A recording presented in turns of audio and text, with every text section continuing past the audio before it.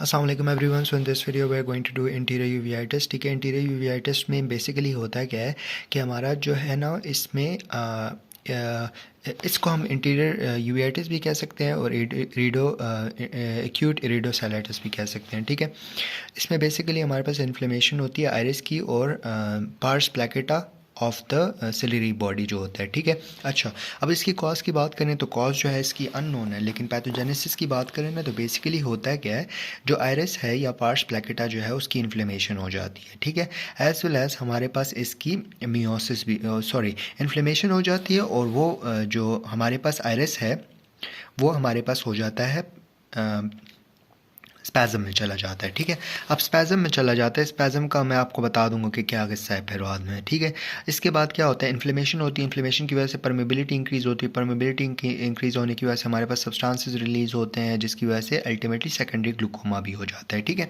ये इसकी पैथोजेनेसिस हो गई है।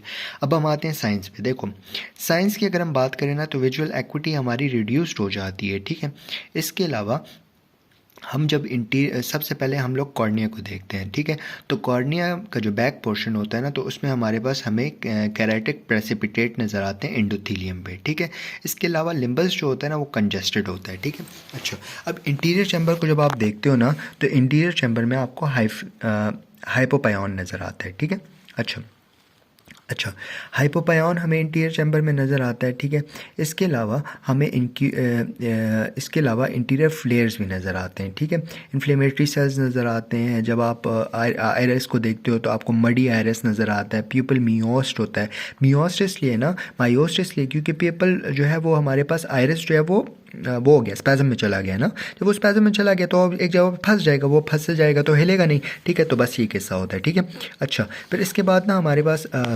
दूसरा बात ये होती है ना कि ऑब्वियसली इंट्राओकुलर प्रेशर ज़्यादा होता है ना तो आयरिस जो होते हैं ना वो पीछे की जाके लेंस के साथ लग जाते हैं। जब वो लेंस के साथ लग जाते हैं तो पोस्टीरियर साइने की भी हो जाती है। ठीक है, इसके अलावा विट्रस इंटीरियर विट्रस जो होती है उसमें भी इन्फ्लेमेशन हो जाती है और रेड रिफ्लेक्स जो होता है वो एब्सेंट होता है। ठीक है, अब इसकी डिफरेंशियल डायग्नोसिस की बात करते हैं।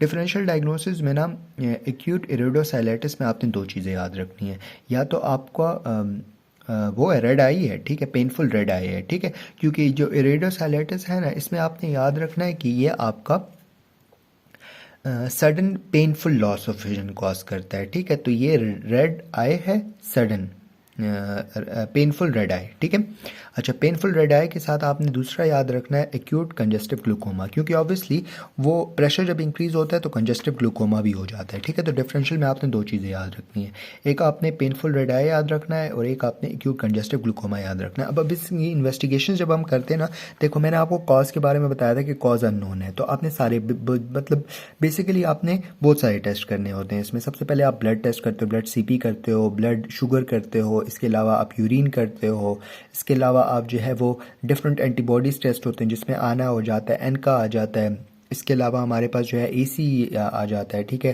रिमेटाइड आर्थराइटिस फैक्टर होता है। ठीक है, इसके अलावा हमारे पास ईएसआर होता है, एरिथ्रोसाइट सेडिमेंटेशन रेट्स होती हैं, उस टेस्ट एक्सरेज होते हैं। ठीक है, और बेसिकली ना चेस्ट एक्सरे में चेस्ट एक्सरे हो गया, lumbar spine, sacral spine x-ray basically ना, क्योंकि हमारा बैक पेन हो रहा होता है एक्यूट इरिडोसाइटिस में। ठीक है, अच्छा, अब इसकी हम लोग आते हैं ट्रीटमेंट पे। ठीक है, ट्रीटमेंट में क्या होता है कि देखो सबसे पहले हमारे पास पीपल जो है वो मियोस्ट है ना, तो हमने मिड्रियाटिक या साइक्लोप्लेजिक दे देनी है। ठीक है, फिर इसके बाद हम लोग एक स्टेरॉइड दे देते हैं। ठीक है,